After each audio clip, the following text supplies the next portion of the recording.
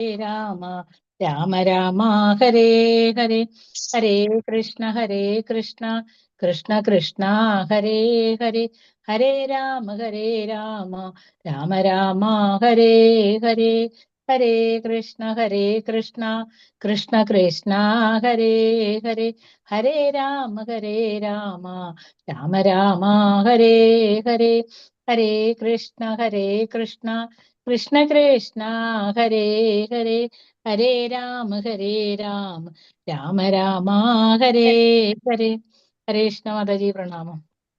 കൃഷ്ണ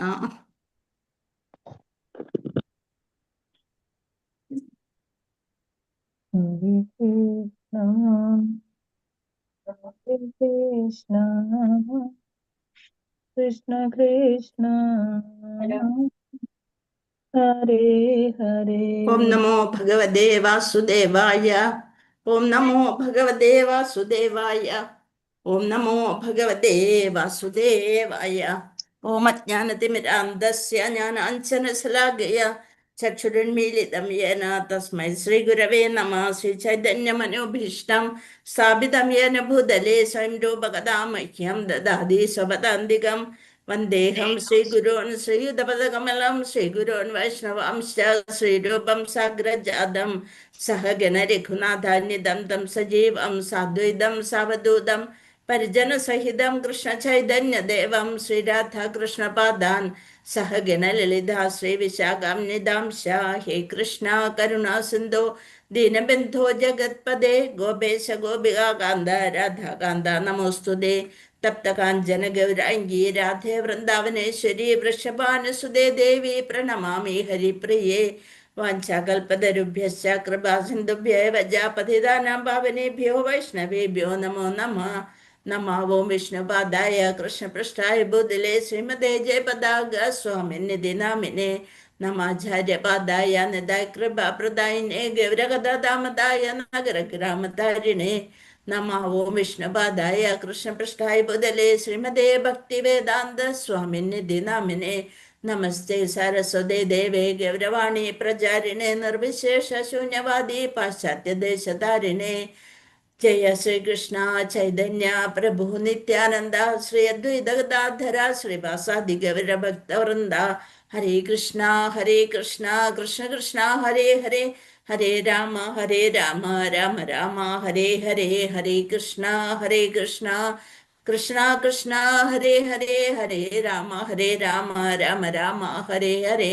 ഹരേ കൃഷ്ണ കൃഷ്ണ കൃഷ്ണ ഹരേ ഹരേ ഹരേ രാമ രാമ രാമ ഹരേ ഹരേ. നിഗമകൽപതരോർഗളിതം ഫലം സുഖമുഖാദമൃതദ്രവ സംയുതം പിബത ഭാഗവതം രസമാലയ മുഹുരഹോ രസിക ഭുവി ഭാവുക. നാരായണം നമസ്കൃത്യം നരം ചൈവ നരോത്തമം ദേവീം സരസ്വതീം വ്യാസം തതോ ജയമുദീരയേത്. നഷ്ടപ്രായേഷു ഭദ്രേഷു നിത്യം ഭാഗവത സേവയാ ഭഗവതി ഉത്തമ ശ്ലോകേ. ഭക്തർഭവതി നഷ്ടൈകീ മൂകം കരോതി വാചാലം ബംഘും ലംഘ്യതേ ഗിരിം യത്കൃപാതമഹം വന്ദേ പരമാനന്ദമാധവം. ശ്രീഗുരും ദീനതാരിണം മദേകബിന്ദോ മത്സംഗിൻ മദ്ഗുരോ മന്മഹാദനമന്നിഷ്ടാര മദ്ഭാഗ്യ മദാനന്ദ നമോസ്തുതേ. ഗ്രന്ഥരാജ ശ്രീമദ് ഭാഗവതം കി ജയ്. ശ്രീല പ്രഭുപാദ് കി ജയ്. ശ്രീ ഗുരുദേവ് കി ജയ്. കൃഷ്ണായ വാസുദേവായ ഹരയേ പരമാത്മനെ പ്രണതക്ലേശനാശായ ഗോവിന്ദായ നമോ നമഃ. പഞ്ചതത്വാത്മകം കൃഷ്ണം ഭക്തരൂപസ്വരൂപകം ഭക്താവതാരം ഭക്താഖ്യം നമാമി ഭക്തശാക്തികം. അന്താരാഷ്ട്ര കൃഷ്ണാഭവസമിതി ബാംഗ്ലൂരു ശ്രീ ശ്രീ രാധാ ഗോവിന്ദ മന്ദിർ. ഇന്നത്തെ ഭാഗവതം ക്ലാസ്സിലേക്ക് എല്ലാവർക്കും സ്വാഗതം. ഹരേ കൃഷ്ണ ഹരേ കൃഷ്ണ ഹരേ കൃഷ്ണ മാതാജി പ്രണാമം. ഹരേ കൃഷ്ണ മാതാജി. ഹരേ കൃഷ്ണ. അതായത് നമ്മള് ഭഗവാന്റെ കഥകൾ കേൾക്കാൻ വേണ്ടിയിട്ടല്ലേ നാമജപത്തിന്റെ പ്രാധാന്യത്തെ കുറിച്ചാണ് ഇന്നലത്തെ ശ്ലോകത്തില് മുഴുവൻ പറഞ്ഞത്. ഇനി സുഖദേവ് ഗോസ്വാമി ഇത്രയും ആത്മീയ ഗുരു എല്ലാവരും അവിടെ കൂടിയിരുന്നവരെല്ലാവരും അദ്ദേഹത്തെ കണ്ടപ്പോൾ എഴുന്നേറ്റ് നിന്നു. അപ്പൊ എത്രയും ഈ ഭൗതിക ചിന്തയൊന്നും ഇല്ലാത്ത ഒന്നിലും ബന്ധനസ്ഥനാവാത്ത അത്ര ആത്മീയ ഗുരുവാണ് പരീക്ഷിത്ത് മഹാരാജാവിന് ഭാഗവതം കേൾപ്പിക്കാനായിട്ട് 7 ദിവസത്തിനുള്ളിൽ ഇഹലോകവാസം വെടിയും എന്നുള്ള വാർത്ത കേട്ടിട്ട് അവിടെ എത്തിയിരിക്കണത് അല്ലേ. അപ്പൊ സുഖദേവ ഗോസ്വാമി പരീക്ഷത്തിന്റെ ചോദ്യത്തെ തന്നെ ആദ്യം തന്നെ പ്രശംസിച്ചു. മനുഷ്യ ജീവിതത്തിലെ പ്രധാനപ്പെട്ട അന്വേഷണം ഇതായിരിക്കണം, നമ്മൾ എന്ത് ജപിക്കണം, എന്ത് കേൾക്കണം, ആരെ ധ്യാനിക്കണം എന്നുള്ളത്. അപ്പൊ അതുകൊണ്ട് ശ്ലോകം 13 നമ്മൾക്ക് നോക്കാം. ഖട്വാംഗോ നാമ രാജർഷിർജ്ഞാത്വേയത്താം ഇഹായുഷ മുഹുർദാർ സർവമുത്സൃജ്യ ഗതവാന ഭയം ഹരിം. എന്താണ്? ഖട്ടാംഗോ നാമ രാജർഷിർജ്ഞാത്വേയത്താം ഇഹായുഷ മുഹുർസാർ സർവമുത്സൃജ്യ ഗതവാന ഭയം ഹരിം. ഖട്വാംഗ രാജാവ് ഖട്വാംഗൻ, നാമ രാജഋഷി, രാജർഷി, അങ്ങനെ നാമത്തോട് കൂടിയ ഒരു രാജർഷി ഉണ്ടായി. രാജാവാണ്, ഋഷി തുല്യനായിട്ടുള്ള ഒരു രാജർഷി ഉണ്ടായിരുന്നു. ജ്ഞാത്വ അറിഞ്ഞിട്ട്, ഇയത്താം കാലദൈർഘ്യം, അദ്ദേഹത്തിനും ഇവിടെ പരീക്ഷത്തിന് 7 ദിവസം ആയുസ് എന്ന് പറഞ്ഞ പോലെ ഖട്വാംഗനും തന്റെ ആയുസ് അറിയാൻ പറ്റി. അത് ആ കഥയാണ് ഇവിടെ. ഈ ലോകത്ത് ആയുഷ ജീവിതത്തിന്റെ മുഹൂർത്താത് ഒരു നിമിഷത്തിനുള്ളിൽ സർവം എല്ലാം ഉത്സൃജ്യ വെച്ചിട്ട് ഗതവാൻ അനുഭവിച്ചു അഭയം ഹരിം ഹരിയില്. അതാണ് പറയുന്നത്. ഖട്വാംഗ നാമ രാജർഷീർ ജ്ഞാത്വേയത്താം ഇഹായുഷഃ മുഹുദാർ സർവമുത്സൃജ്യ ഗതവാന ഭയം ഹരിം. ഒരു നിമിഷമുള്ളൂ എന്നറിഞ്ഞപ്പോള് ആരിൽ അഭയം പ്രാപിച്ചു? ഹരിയിൽ അഭയം പ്രാപിച്ചു. നമുക്ക് നോക്കാം വിവർത്തനം ഭാവാർത്ഥം. പറഞ്ഞുതരാം.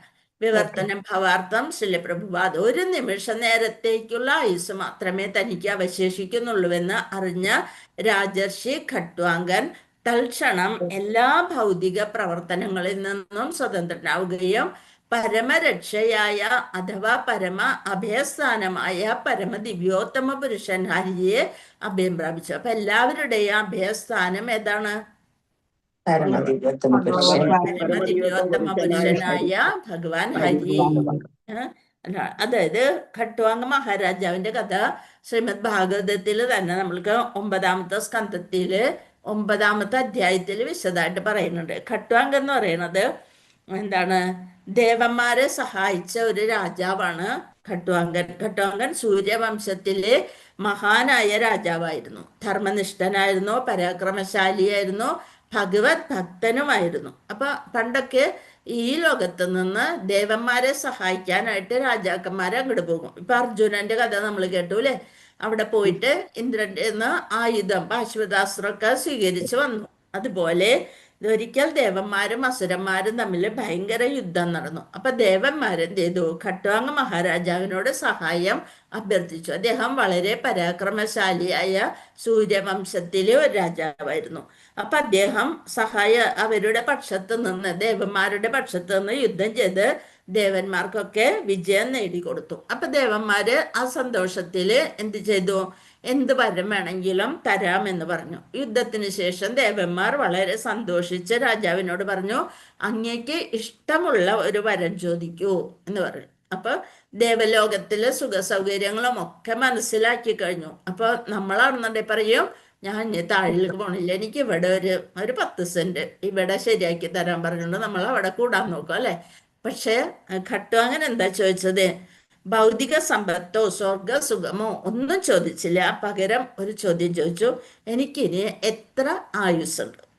അതൊന്നറിഞ്ഞാൽ കൊള്ളാം. എനിക്ക് ഭൗതിക സമ്പത്തോ സ്വർഗസുഖമോ ഒന്നും വേണ്ട, എത്ര ആയുസ്സുണ്ടെന്നൊന്ന് അറിഞ്ഞാൽ കൊള്ളാം എന്ന് പറഞ്ഞു.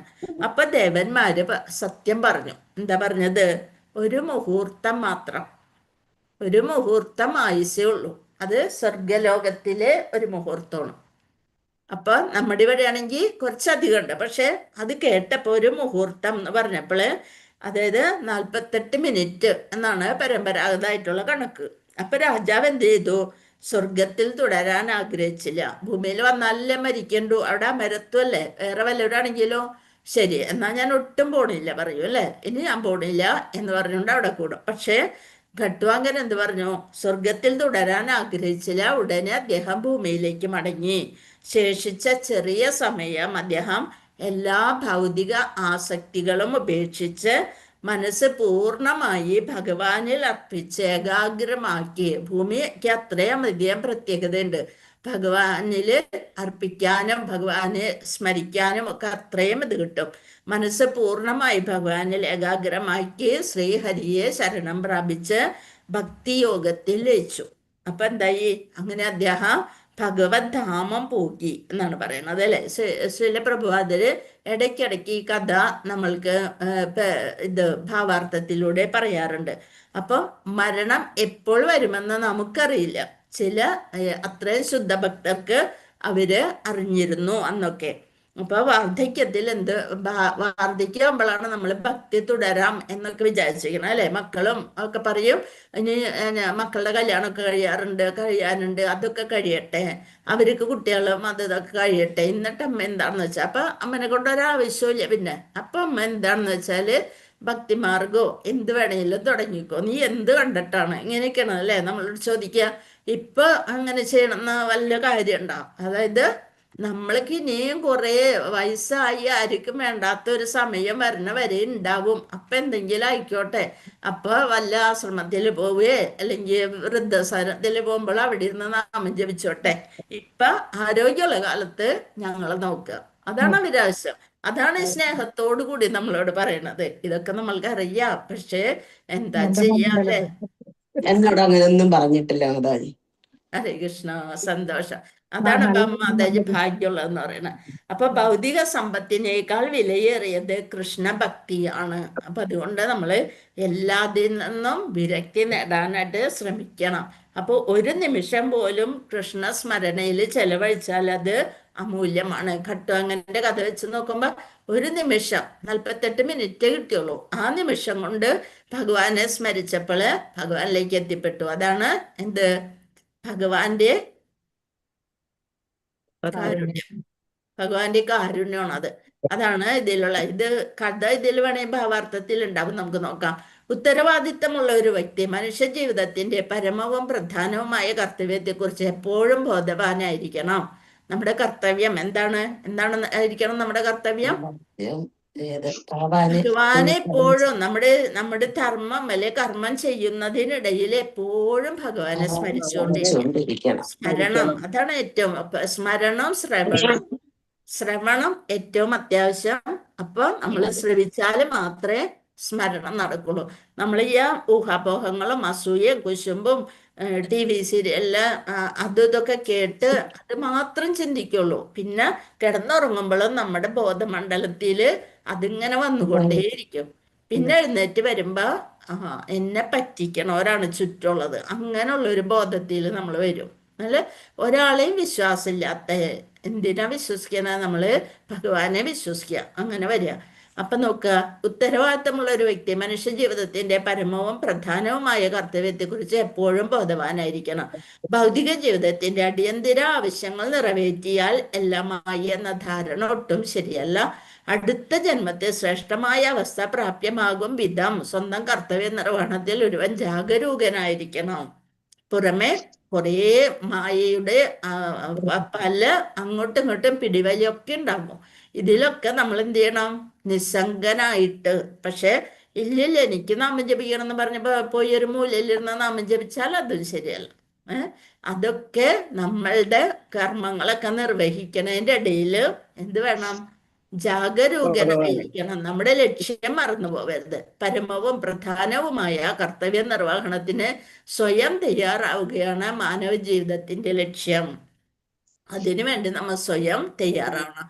ഖട്വാങ്ക മഹാരാജാവിനെ ഒരു രാജർഷിയായി ഇതിൽ വിശേഷിപ്പിച്ചിരിക്കുന്നു. എന്തെന്നാൽ രാജ്യഭരണം എന്ന ഭാരിച്ച ഉത്തരവാദിത്തം. നമുക്കൊരു ഗൃഹഭരണേ ഉള്ളൂ, ഒരു ഗൃഹം അല്ലെ, അതിൽ കൂടുതലൊന്നും നമുക്കില്ല. ആ ഗൃഹഭരണം അതേസമയം രാജാവിന് രാജ്യഭരണം എന്ന ഭാരിച്ച ഉത്തരവാദിത്തത്തിനുള്ളിൽ ആയിരുന്നുവെങ്കിൽ പോലും ജീവിതത്തിന്റെ പരമവും പ്രധാനവുമായ ഈ കർത്തവ്യത്തെക്കുറിച്ച് അദ്ദേഹം ഒട്ടും തന്നെ വിസ്മരിച്ചിരുന്നില്ല. എപ്പോഴും പരീക്ഷിത മഹാരാജാവിനെ പോലെ തന്നെ അത്രയും ഭക്തനായിരുന്നു ഖട്വാംഗ മഹാരാജാവ്. മഹാരാജാവ് യുധിഷ്ഠിരനെയും പരീക്ഷിത മഹാരാജാവിനെയും പോലെയുള്ള മറ്റ് രാജർഷിമാരും അപ്രകാരം തന്നെയായിരുന്നു. അപ്പൊ നമ്മുടെ ഭൂമിയില് അത്രയും നല്ല നല്ല രാജാക്കന്മാര് ഭരിച്ചിരുന്നു. താന്താങ്ങളുടേതായ പ്രഥമ കർത്തവ്യം നിർവഹിക്കുന്നതിൽ ജാഗ്രത പുലർത്തിയിരുന്നതിനാൽ അവരെല്ലാവരും തന്നെ മാതൃകാ വ്യക്തികളായിരുന്നു. എല്ലാവർക്കും അവരുടെ പാത പിന്തുടരാൻ പറ്റുന്ന തരത്തിലുള്ള വ്യക്തിത്വമുള്ളവരായിരുന്നു പണ്ടത്തെ രാജാക്കന്മാർ. അസുരരുമായി യുദ്ധം ചെയ്യുന്നതിന് ദേവന്മാർ ഖട്വാംഗ രാജാവിനെ ഉന്നത ലോകങ്ങളിലേക്ക് ക്ഷണിച്ചിരുന്നു. ഒരു രാജാവ് എന്ന നിലയിൽ ദേവന്മാരുടെ തൃപ്തിക്കൊത്ത വിധം അദ്ദേഹം യുദ്ധം ചെയ്തു. അദ്ദേഹത്തെ സന്തുഷ്ടരായ ദേവന്മാർ ഭൗതിക സുഖാസ്വാദനത്തിന് ഉതകുന്ന വരം നൽകാൻ ആഗ്രഹിച്ചു. എന്നാൽ പരമപ്രധാനമായ സ്വന്തം കർത്തവ്യത്തെക്കുറിച്ച് അത്യന്തം ജാഗ്രതയുള്ള മഹാരാജാവ് ഖട്വാംഗൻ അദ്ദേഹത്തിന്റെ ശേഷിക്കുന്ന ജീവിത കാലയളവിനെ കുറിച്ച് ദേവന്മാരോട് ആരാഞ്ഞു. എനിക്കിനി എത്ര സമയം ആയുസ്സുണ്ട് എന്ന് ചോദിച്ചു. അടുത്ത ജന്മത്തിന് വേണ്ടിയുള്ള സ്വയം തയ്യാറെടുപ്പിനോളം ഉത്കണ്ഠ അദ്ദേഹത്തിന് ഭൗതിക വരങ്ങൾ സ്വായത്തമാക്കുന്നതിൽ ഇല്ലായിരുന്നു. അപ്പൊ അടുത്ത ജന്മത്തിന് എങ്ങനെ തയ്യാറെടുക്കണം, ഏതാണ് ഈ ജന്മത്തിന്റെ ലക്ഷ്യം. അങ്ങനെ അതുകൊണ്ട് അദ്ദേഹം വേറെ ഭൗതിക സുഖങ്ങളൊന്നും ചോദിച്ചില്ല. ഭൗതിക വരങ്ങൾ സ്വായത്തമാക്കുന്നതിലില്ലായിരുന്നു എന്നാണ് ഇതിനർത്ഥം. എത്രയായാലും ശരി, ഒരു നിമിഷ നേരത്തെ ജീവിതം മാത്രമേ ഇനി ബാക്കിയുള്ളൂ എന്ന് ദേവന്മാരിൽ നിന്നും അന്വേഷിച്ചറിഞ്ഞ മഹാരാജാവ് ഖട്വാംഗൻ ഉന്നത നിലവാരമുള്ള എല്ലാ ഭൗതിക സുഖങ്ങളാലും സർവദാ സമൃദ്ധമായ സ്വർഗം ഉപേക്ഷിച്ച് തൽക്ഷണം ഭൂമിയിലേക്ക് മടങ്ങുകയും പൂർണ്ണ സുരക്ഷിതവും പരമ ആശ്രയവുമായ പരമദിവ്യോത്തമ പുരുഷനിൽ അന്തിമമായ അഭയം നേടി മുക്തി പ്രാപ്തമാക്കുകയും ചെയ്തു. അതാണ് ഖട്വാംഗന്റെ കഥ. എപ്പോഴും നമ്മ നാമജപത്തിലുണ്ട്, ഖട്വാംഗൻ എന്ന ധരണീശനു കാണികെ ഒരു മുഹൂർത്തേന താൻ വിധി കൊടുപ്പാനും എന്ത് വിധി എന്നും പറഞ്ഞുകൊണ്ട് നമ്മ നാമജലനയിലുണ്ടായിരുന്നു മുന്നൊക്കെ, അല്ലെ? മുന്നല്ല ഇപ്പോഴും ഉണ്ട്. ഇപ്പൊ ഹരിനാമ കീർത്തനത്തിൽ അത് മനസ്സിലാക്കിയിട്ടൊന്നല്ല ഇങ്ങനെ ചൊല്ലിപ്പോയത്, അല്ലെ? എന്തൊക്കെയോ എല്ലാതും ഓരോ വരി കഴിയുമ്പോൾ അടുത്ത വരി എന്നുള്ള തരത്തിലാണ് നമ്മൾ ചൊല്ലിപ്പോയിട്ടുള്ളത്. ഇങ്ങനെ കാണാതെ അന്നൊക്കെ പഠിച്ചിട്ടുണ്ട്. ഇപ്പൊ കുറെ നാളായിട്ട് ഹരേ കൃഷ്ണ മഹാമന്ത്ര ജപം നടത്തുന്നതുകൊണ്ട് ഹരിനാമ കീർത്തനൊക്കെ മാറ്റി വെച്ചിരിക്കണം. പക്ഷേ അതൊക്കെ ചൊല്ലിയത് കൊണ്ടാണ് നമ്മൾക്ക് ഇങ്ങനെ ഒരു അവസരം ലഭിച്ചത്, അല്ലെ? ഇതൊക്കെ അറിയാനും ഒക്കെ ഉള്ള ഒരു അവസരം ലഭിച്ചത് ഭഗവാന്റെ ഒരു കാരുണ്യം കൊണ്ടാണ്. ഓരോ നാമങ്ങൾ ജപിച്ചത് കൊണ്ട് തന്നെയാണ്. ഈ യത്നം ഒരു നിമിഷ നേരത്തേക്കായിരുന്നുവെങ്കിൽ പോലും വിജയകരമായിരുന്നു. ഇപ്രകാരം ശ്രീമദ് ഭാഗവത രൂപത്തിൽ ഭഗവത് മഹാത്മ്യങ്ങൾ ശ്രവിക്കുക എന്ന പരമപ്രധാനമായ കർത്തവ്യ നിർവഹണത്തിന് 7 ദിവസങ്ങൾ മാത്രം അവശേഷിച്ചത് ആർക്കാണ്? പരീക്ഷിത് രാജാവിന്. 7 ദിവസമുണ്ട്. അപ്പൊ എന്തിനാ പേടിക്കണേ എന്നാണ് സുഖദേവ ഗോസ്വാമി പറഞ്ഞു കൊടുക്കണ. ഒരു നിമിഷം ഉണ്ടെന്ന് പറഞ്ഞ ഖട്വാംഗന് ഒരു വിഷമവും തോന്നിയില്ല. അയ്യോ, ഞാൻ കുറെ നാളെ യുദ്ധം ചെയ്യല്ലായിരുന്നു, കുറച്ച് നാളെങ്കിൽ ഒന്ന് റെസ്റ്റ് എടുക്കണം, ഞാൻ സ്വർഗത്തിൽ തന്നെ കൂടുകയാണ്, ഈ സമയം ഒന്ന് അവിടെ കഴിഞ്ഞു പോട്ടെ എന്ന് ഖട്വാംഗൻ വിചാരിച്ചില്ല. 7 ദിവസങ്ങൾ മാത്രം അവശേഷിച്ച പരീക്ഷിത് മഹാരാജാവിനെ ശ്രീ സുഖദേവ ഗോസ്വാമി പ്രോത്സാഹിപ്പിച്ചു. അയ്യോ, നിനക്ക് 7 ദിവസമല്ലേ മിണ്ടാണ്ടൊത്തിലിരിക്കുന്നല്ല പറഞ്ഞത്, നിനക്ക് ഇഷ്ടം പോലെ സമയമുണ്ട്, നിനക്ക് 7 ദിവസമുണ്ട് എന്നാണ് പറഞ്ഞത്. പരീക്ഷിത് ഗോസ്വാമി സുഖദേവ ഗോസ്വാമി പ്രോത്സാഹിപ്പിച്ചു. ഭഗവദേച്ഛയാൽ പരീക്ഷിത മഹാരാജാവ് മഹാനായ ശ്രീ സുഖദേവ ഗോസ്വാമിയെ ഉടൻ കണ്ടുമുട്ടി. അദ്ദേഹം നൽകിയ ആത്മീയ വിജയത്തിനുള്ള ഈ മഹത്തായ ധനത്തെക്കുറിച്ച് ഒന്ന് നോക്കിയേ. എന്താണ് മഹത്തായ ധനമാണ്? ശ്രേഷ്ഠമായ നിധിയെക്കുറിച്ച് ശ്രീമദ് ഭാഗവതത്തെ ഭംഗിയായി പ്രതിപാദിച്ചിരിക്കുന്നു. ഇത് ഭാഗവതം എന്ന് പറയുന്ന നിസ്സാരല്ല. എന്താണത്? ശ്രേഷ്ഠമായ ധനം എന്നാണ് പറയുന്നത്. ഇതൊരു നിധിയാണ്, അല്ലെ? നമ്മൾ ആദ്യം തന്നെ മംഗളാചരണത്തിൽ പാടും, അല്ലെ? നിത്യം ഭാഗവത സേവയ ഭഗവതി ഉത്തമ ശ്ലോകെ ഭക്തിർഭവതി ശ്രേഷ്ഠകി. അങ്ങനെ നമ്മൾക്ക് ഭക്തിയിലേക്ക് എത്താനായിട്ടൊരു പടിയാണ്. അതാണ് ആത്മസാക്ഷാത്കാരത്തിനുള്ള അല്ലെ ഭഗവത് സാക്ഷാത്കാരത്തിനുള്ള ആദ്യ പടി എന്നവിടെ ഹെഡിങ് കൊടുത്തിങ്ങനെ. ഹരേ കൃഷ്ണ. ഞാൻ കുറച്ച് സ്പീഡ് കൂടണുണ്ടോ മാതാജി? ഇല്ല ഇല്ല അല്ല, നമ്മളുടെ കാലം കഴിയുന്നതിന് മുമ്പ് ഇതൊന്നും ഒരു ഇത് എത്തണ്ടേ അല്ലെ? എളുപ്പം തീർക്കണം മാതാജി. എല്ലാം ഓടിപ്പോണ്ടേ? എല്ലാം വായിക്കണ്ടേ? എല്ലാതും തുറന്നു നോക്കണ്ടേ, പൊട്ടിക്കണ്ടേ എല്ലാം. 18 നോക്കണ്ടേ മാതാജി? ഒന്ന് തുറന്നു നോക്കാനുള്ള സമയം നമുക്ക് കിട്ടണ്ടേ? എപ്പോഴാണ് നമ്മളുടെ ചീട്ട് അവിടെ എപ്പോഴാണ് വെച്ചിരിക്കണെന്ന് നമുക്ക് അറിയില്ലല്ലോ. അപ്പൊ ഇത്തിരി ഓടിപ്പോയാലും കുഴപ്പമില്ല അല്ലെ. ഒന്നാമത് നിങ്ങളുടെ അരിയത്ത് വന്നാൽ അപ്പൊ സമയം പോണത് അറിയില്ല. അപ്പൊ പിന്നെ 2 ശ്ലോകം 3 ശ്ലോകം എടുക്കുമ്പോഴത്തേനും സമയം പോകും. അതുകൊണ്ടാണ് ഞാൻ ഓടണേ. ശ്ലോകം 14. തപേപ്യാദർഹി കൗരവ്യാ സപ്താഹം ജീവിതാവധിഃ ഉപകൽപ്പയ സത്സർവം താവദ്യത്സാംബരായികം. തവാപ്യേദർഹി കൗരവ്യാ സപ്താഹം ജീവിതാവധിഃ ഉപകൽപ്പയ തത്സർവം താവദ്യത്സാംബരായികം. തവ അഭി ഇദർഹി ആകയാൽ കൗരവ്യ ഹേ കുരുവംശജ സപ്താഹം ദിനങ്ങൾ ജീവിത കാലയളവ് അവധിഹി വരെ ഉപകൽപ്പയ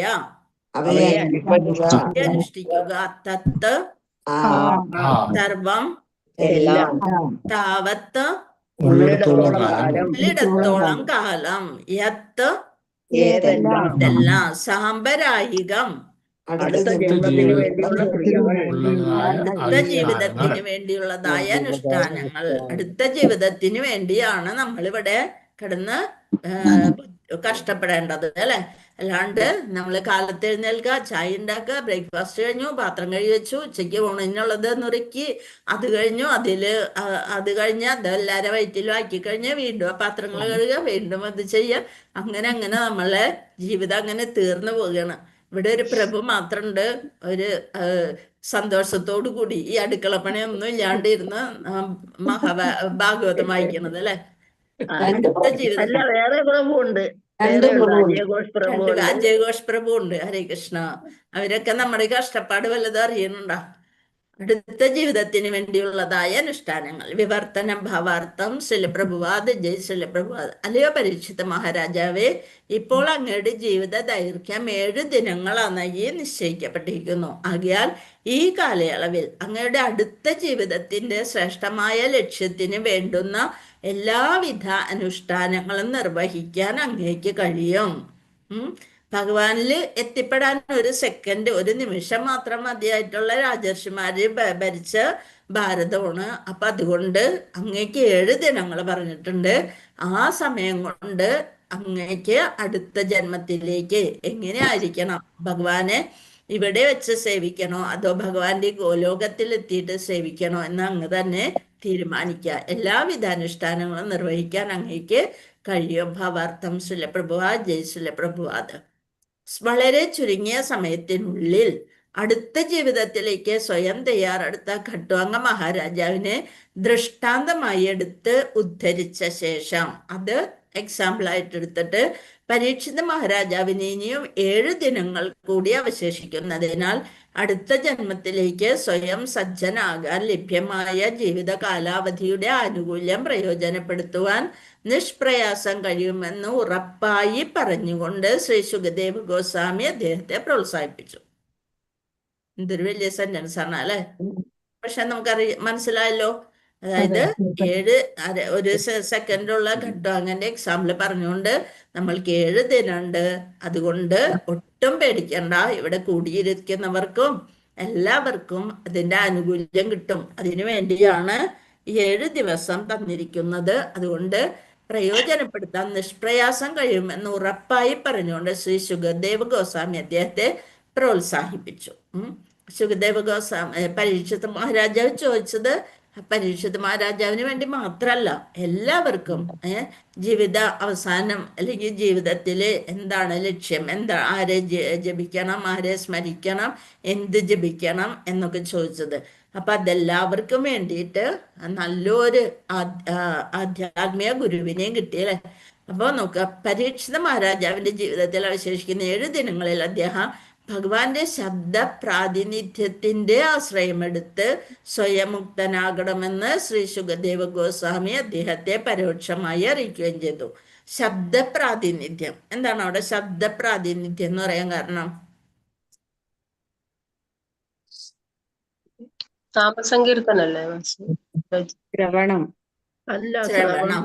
ഹരേ കൃഷ്ണ. അതായത് ആര് പറയാൻ പോണു? ശുകദേവ സ്വാമി പറയും. അത് ശ്രവിക്കണം. ശ്രവണത്തിനാണ് അവിടെ പ്രാധാന്യം കൊടുത്തത്. അതാണ് ശബ്ദ പ്രാതിനിധ്യം. ഏറ്റവും പ്രധാനപ്പെട്ട നവവിധ ഭക്തികളിലെ ഏറ്റവും പ്രധാനപ്പെട്ടതാണ് ശ്രവണം, അല്ലെ? ഏറ്റവും ആദ്യത്തെയും ശ്രവണം. അപ്പൊ അതുകൊണ്ടാണ് ശബ്ദ പ്രാതിനിധ്യം. അത് മാത്രം, വേറൊന്നിലും ഒരു ചിന്തയില്ല. വെള്ളം പോലും കുടിച്ചില്ല എന്നുള്ളതാണ് പരീക്ഷിത് മഹാരാജാവ്. അപ്പൊ ഒന്നിലും ശ്രദ്ധയില്ലാതെ ഭഗവാന്റെ ശബ്ദ പ്രാതിനിധ്യത്തിന്റെ ആശ്രയം എടുക്കാനാണ് പറഞ്ഞിരിക്കുന്നത്. അത് കേട്ട് അതിൽ മാത്രം ശരണാഗതി പ്രാപിച്ചുകൊണ്ട് സ്വയം മുക്തനാകണം എന്ന് ശ്രീ ശുകദേവ് ഗോസ്വാമി അദ്ദേഹത്തെ പരോക്ഷമായി, നേരിട്ട് പറഞ്ഞില്ല, നീ മിണ്ടാണ്ടിരുന്നവിടെ ഇത് കേൾക്കണം അങ്ങനെയൊന്നും പറഞ്ഞില്ല. പക്ഷേ എന്ത് പറഞ്ഞു? ഇങ്ങനെ ചെയ്താല് നിനക്ക് 7 ദിവസം കൊണ്ട് ആ ആനുകൂല്യം പ്രയോജനപ്പെടുത്താൻ സാധിക്കും എന്ന് മാത്രം പറഞ്ഞപ്പോൾ അതിൻ്റെ ഉള്ളിൽ എന്താണ്? ഞാൻ പറയും, നീ അത് ശരിയായി കേട്ടുകൊള്ളണം. ശ്രീ ശുകദേവ് ഗോസ്വാമി അദ്ദേഹത്തെ പരോക്ഷമായി അറിയിക്കുകയും ചെയ്തു. ശ്രീ ശുകദേവ് ഗോസ്വാമി പരീക്ഷിത് മഹാരാജാവിന് കഥനം ചെയ്തതുപോലെയുള്ള ശ്രീമദ് ഭാഗവത ശ്രവണത്തിലൂടെ മാത്രം ഏവർക്കും ഉത്തമമായ അടുത്ത ജീവിതത്തിന് ഉചിതമായി തയ്യാറെടുക്കുന്നതിന് കഴിയും. അപ്പൊ ശുകദേവ് ഗോസ്വാമി പരീക്ഷിത് മഹാരാജാവിന് പറഞ്ഞു കൊടുത്തു, അതുപോലെ നമ്മളും ഈ കിട്ടിയ ഭാഗവതം നമ്മളും അതുപോലെ കേട്ട് അത് മനസ്സിലാക്കിക്കൊണ്ടിരുന്നാൽ നമ്മൾക്കും ഭഗവാന്റെ പാദങ്ങളിൽ എത്തിച്ചേരാൻ സാധിക്കും. അനുഷ്ഠാനങ്ങളുടെ നിർവഹണത്തിന് താഴെ പറയുന്ന നിർദ്ദിഷ്ടമായ ചില വ്യവസ്ഥകളുണ്ട്. ശ്ലോകം 15 അങ്ങോട്ട് കുറേ പോകും. ഹരേ കൃഷ്ണ. അന്ധകാലേ തു പുരുഷ ആഗതേ ഗത സാധ്വസ ചിന്ത്യാദ സംഘശസ്ത്രേണ സ്പൃഹം ദേഹേനുയേചതം. അന്ധകാലേ തു പുരുഷ ആഗതേ ഗത സാധ്വസ ചിന്ത്യാദ അസംഘശസ്ത്രേണ സ്പൃഹം ദേഹേനുയേചതം. അന്ധകാലേ ജീവിതാന്ത്യത്തിൽ തു എന്നാൽ പുരുഷ ഒരു വ്യക്തി ആഗതേ ചേർന്ന ശേഷം ഗത സാധ്വസ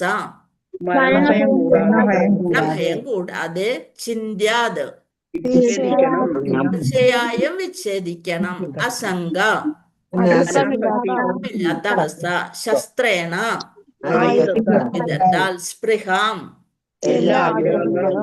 ആഗ്രഹങ്ങളും ദേഹേ കാലികമായ ഭൗതിക വാസസ്ഥലത്തെ കുറിച്ചുള്ള കാര്യത്തിൽ, അതായത് ദേഹസംബന്ധമായ എല്ലാവരെ കുറിച്ചും ഉള്ളതിൽ നിന്നൊക്കെ ഒന്ന് വിട്ടു നിൽക്കണം. അതൊക്കെ മുറിച്ചു കളയണം എന്നാണ് പറയുന്നത്. അന്യ സംബന്ധിച്ചിരിക്കുന്ന എല്ലാം ച കൂടി അവയെ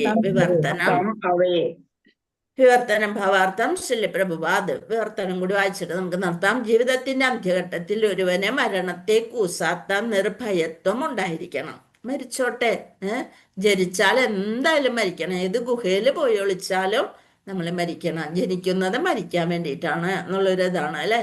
അന്ത്യഘട്ടത്തിൽ ഒരുവന് മരണത്തെ കൂസാത്ത നിർഭയത്വം ഉണ്ടായിരിക്കണം. മാത്രവുമല്ല ഭൗതിക ശരീരത്തോടും അതിനെ സംബന്ധിക്കുന്ന സകലതിനോടും സമസ്ത ഭൗതിക ആഗ്രഹങ്ങളോടുമുള്ള അഭിനിവേശം ഒരുവൻ നിശ്ചയമായും വിച്ഛേദിക്കണം. അതാണ് പറഞ്ഞു തരുന്നത്. എന്താണ്? ഭയപ്പെടേണ്ട. ശരീരം നശിച്ചാലും എന്തില്ല? ആത്മാവ് നശിക്കുന്നില്ല. ശരീരം മാത്രമാണ് നശിക്കുന്നത്, ആത്മാവ് നശിക്കുന്നില്ല. ഭഗവാന്റെ നാമം, രൂപം, ഗുണം, ലീല എന്നിവ കേൾക്കുകയും ധ്യാനിക്കുകയും ചെയ്യുക.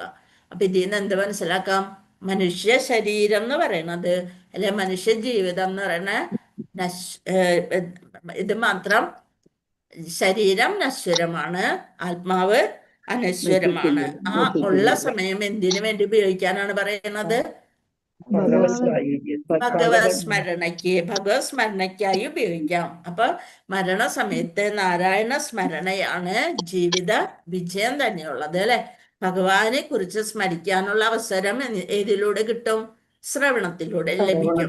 നമ്മള് ധാരാളം കേൾക്കുക, നമ്മുടെ രണ്ട് കാതും തുറന്നു വെച്ചിട്ട് ആവശ്യമില്ലാത്ത സംഭവങ്ങൾ കേൾക്കാതെ ഭഗവാനെ കുറിച്ചുള്ള ഗുണ അനുലീലകൾ, ലീല അതെല്ലാം കേൾക്കുക. അതായത് വിശ്വം മുഴുവൻ ഭഗവാൻ നിറഞ്ഞിരിക്കുന്നു എന്നുള്ളത്. അപ്പൊ അതിന് ഉള്ളൊരു ശ്ലോകം ഉണ്ടല്ലോ ഭഗവത്ഗീതയില് അവസാന നാളില് വരണം എന്നുള്ളതിന്, അന്ധകാലേമേവ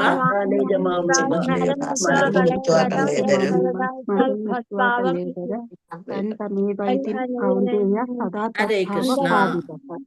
അതേത്, ഏതാണ് നമ്പർ, ഏത് അധ്യായത്തില്, ഏത് നമ്പർ? 8.5 ഹരേ കൃഷ്ണ. ഒക്കെ നല്ല മിടുക്കത്തികളാണ് ഇവിടെ ഇരിക്കുന്നത്. 8.5-ലുള്ളതാണ്.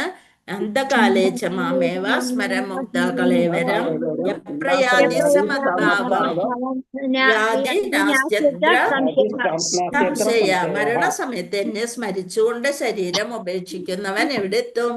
എന്റെ സ്വരൂപത്തെ പ്രാപിക്കുന്നു, ഇതിൽ സംശയമില്ല. ഭഗവാൻ തന്നെ നമുക്ക് ഉറപ്പ് തന്നിരിക്കുകയാണ്. ഭഗവത്ഗീതയില്, ഭഗവാന്റെ ഗീതത്തിൽ നമുക്ക് ഉറപ്പ് തന്നിരിക്കുകയാണ് അല്ലെ. അതേപോലെ എന്താണ്? തസ്മാ സർവേഷു കാലേഷു മാം അനുസ്മര യുദ്ധജ. എന്നെ തന്നെ ഓർത്തുകൊണ്ട് നീ യുദ്ധം ചെയ്തോളൂ, നിന്റെ കൂടെ ഉണ്ടാവും. അതേപോലെ അവിടെ യുദ്ധം എന്ന് പറയുന്നത് നമ്മൾക്ക് നമ്മുടെ കർമ്മം, നമ്മൾ പോയി യുദ്ധം ചെയ്യുമ്പോൾ മാത്രം ഭഗവാൻ ഓർക്കാനല്ല പറഞ്ഞത്. മാമനുസ്മര മാമനുസ്മര സർവേഷു സർവകാലേഷു മാമനുസ്മര യുദ്ധജ.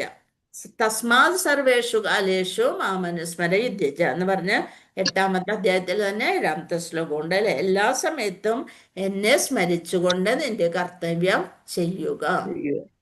അപ്പൊ അതുകൊണ്ട് ഇന്നത്രയും പറഞ്ഞുകൊണ്ട് അവസാന സമയത്ത് അപ്പൊ സ്മരണം ഏറ്റവും ഉണ്ടാവും. അതുകൊണ്ട് നമ്മളെപ്പോഴും ഭഗവാനെ സ്മരിച്ചുകൊണ്ടേയിരിക്കുക. വാഞ്ചകൽപതരുഭ്യശ്ച കൃപാസിന്ധുഭ്യോ വജ്ജ പതിതാനാം പാവനേഭ്യോ വൈഷ്ണവേഭ്യോ നമോ നമഃ. അനന്തകോടി വൈഷ്ണവ ഭക്തവൃന്ദി കി ജയ്. ശ്രീല പ്രഭു ആദി കി ജയ്. ശ്രീ ഗുരുദേവ് കി ജയ്. നിതായ് ഗൗര ബ്രഹ്മാനന്ദേ.